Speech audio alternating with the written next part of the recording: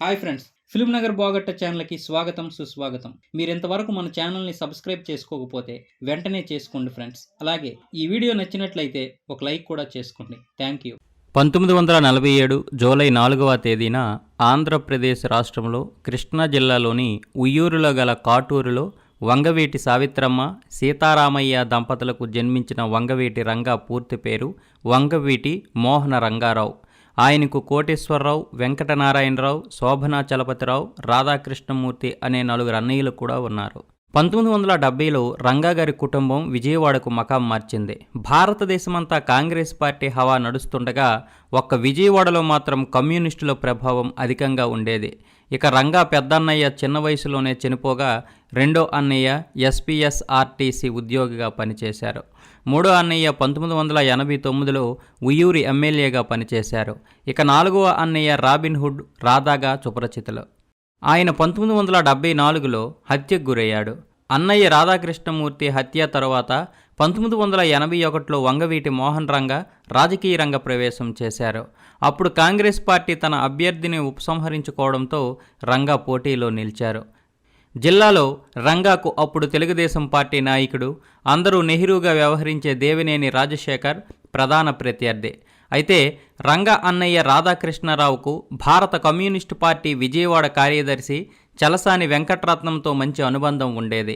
Transport బిజినెస్కి సంబంధించిన వ్యవహారాల్లో వెంకటరత్నం అనుచరుడైన దత్తి కనకారావుకు, రాధాకృష్ణమూర్తికి మధ్య విభేదాలు తలెత్తాయి. ఇవి ఎంత తారాస్థాయికి చేరాయంటే 1972లో కనకారావు, వెంకటరత్నం ఇద్దరినీ రాధా మద్దతుదారులే మట్టుబెట్టారు. దీంతో రగిలిన ప్రతీకార జ్వాలకు రాధా అసువులు బాయాల్సి వచ్చింది. రాధా మరణంతో విద్యార్థి సంఘం నాయకులు గాంధీగా పేరు పొందిన దేవినేని చంద్రశేఖర్, నెహ్రూగా పేరు పొందిన దేవినేని రాజశేఖర్ మద్దతుతో Vangaveeti Mohan Ranga united independent organisation నాయకత్వాన్ని స్వీకరించారు. రంగా ఓ తిరుగులేని రాజకీయ శక్తిగా ఎదుగుతున్న రోజుల్లో వంగవీటి, దేవినేని కుటుంబాల మధ్య ఆధిపత్య పోరు తలెత్తింది. దీంతో యునైటెడ్ ఇండిపెండెంట్ ఆర్గనైజేషన్ చీలిపోయాయి. ఇది కాస్త రగిలి 1979లో దేవినేని చంద్రశేఖర్, మురళీ హత్యలకు దారితీసింది. 2 కుటుంబాల మధ్య ఇది రావణ కాష్టంలా రగలడం మొదలైంది. ఇటు వంగవీటి మోహన్ రంగా, అటు దేవినేని రాజశేఖర్ క్రమంగా రాజకీయవేత్తలుగా ఎదుగుతూ వచ్చారు. 1983లో దేవినేని, వంగవీటి కుటుంబాల మధ్య పచ్చగడ్డి వేస్తే భగ్గుమనే పరిస్థితుల్లో నాటి ఉమ్మడి ఆంధ్రప్రదేశ్ రాష్ట్రానికి తెలుగుదేశం పార్టీ అధినేత నందమూరి తారక రామారావు గారు ముఖ్యమంత్రిగా ఉన్నారు. కాంగ్రెస్ పార్టీ తరపున 1985లో రంగా ఎమ్మెల్యేగా ఎన్నికయ్యారు. అయితే రాజశేఖర్ సోదరుడైన గాంధీ హత్య కేసులో రంగా జైలు శిక్ష అనుభవించడం ఆయన అభిమానుల్ని మరింతగా రగిల్చింది.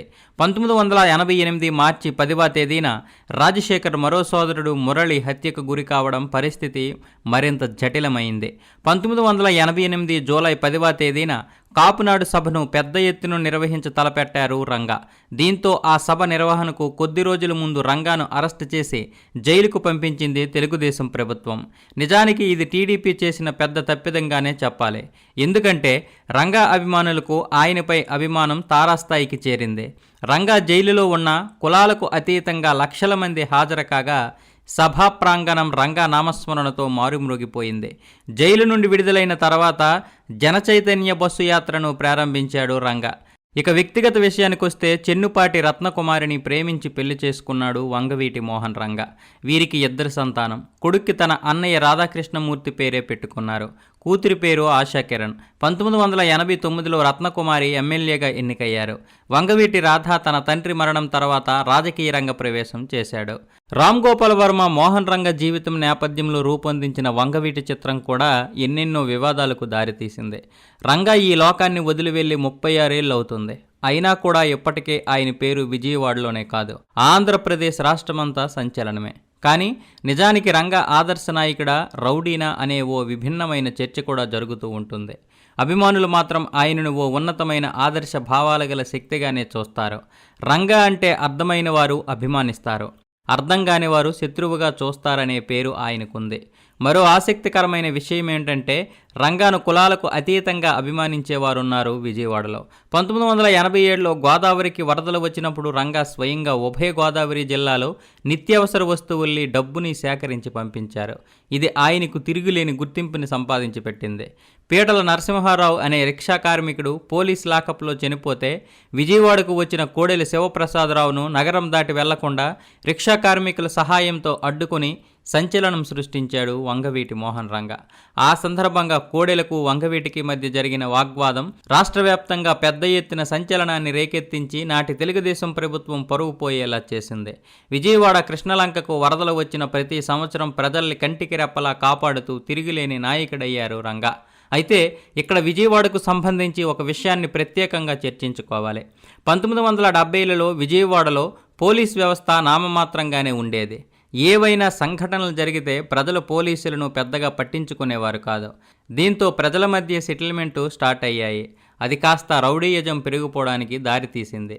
ఏదేమైనా రంగా జీవితం ఓ సంచలనం. 1988 డిసెంబర్ 26వ తేదీన హత్యకు గురైనప్పుడు ఆయన వయసు కేవలం 41 సంవత్సరాలు. రంగా హత్యతో విజయవాడ నగరం అట్టుడికి పోయింది. 40 రోజుల పాటు కర్ఫ్యూ విధింపబడింది. 42 మంది చనిపోయారు. కమ్మ సామాజిక వర్గం ఎక్కువగా ఉన్న తెలుగుదేశం పార్టీ సానుభూతి పరుల ఇళ్ళు, ఆస్తులపై దాడులు జరిగాయి.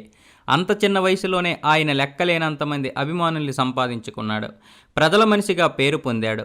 జీవితంలో ఆఖరి క్షణాల్లో సైతం ఆయన పేద ప్రజల పక్షాన పోరాడుతూనే అంతిమ శ్వాస వదిలాడు. గిరిపురం నివాసితులకు భూపట్టాల పంపిణీ కోసం నిరవధిక నిరాహార దీక్ష చేస్తున్న వంగవీటి మోహన్ రంగా గారిని దేవినేని రాజశేఖర్ నేతృత్వంలోని కొందరు వ్యక్తులు శిబిరంపై దాడి చేసి హతమార్చారు. ఈ దుర్వార్త విన్న రంగా అభిమానులు గుండెలు ముక్కలయ్యాయి. లక్షల మంది అభిమానుల్ని సంపాదించుకుని ఎంతో రాజకీయ భవిష్యత్తు గల ఒక మహానాయకుడు అర్ధాంతరంగా దివికేగడాన్ని వారు జీర్ణించుకోలేకపోయారు. ఆయన జీవించింది కేవలం 41 సంవత్సరాల కాలమే అయినప్పటికీ ప్రజల గుండెల్లో శాశ్వతమైన స్థానాన్ని సంపాదించుకున్నారు.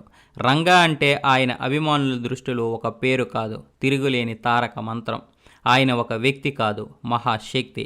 అందుకే రంగా మన మధ్య భౌతికంగా లేకపోయినప్పటికీ ఆయన పేరు మాత్రం ఎప్పటికీ ఆంధ్రప్రదేశ్లోనే కాదు, 2 తెలుగు రాష్ట్రాల్లో కూడా వినపడుతుంది. ఈ వీడియో ఇన్ఫర్మేషన్ కోసం మాత్రమే చేయడం జరిగింది. ఇందులో ఎటువంటి పెడార్థాలు తీయకండి. ఈ వీడియో కనుక మీకు నచ్చితే లైక్ చేయండి, షేర్ చేయండి, కామెంట్ చేయండి. సబ్స్క్రైబ్ చేసుకోవడం మాత్రం మర్చిపోకండి. జై జవాన్, జై కిసాన్, జై భారత్, జై హింద్, వందే మాతరం.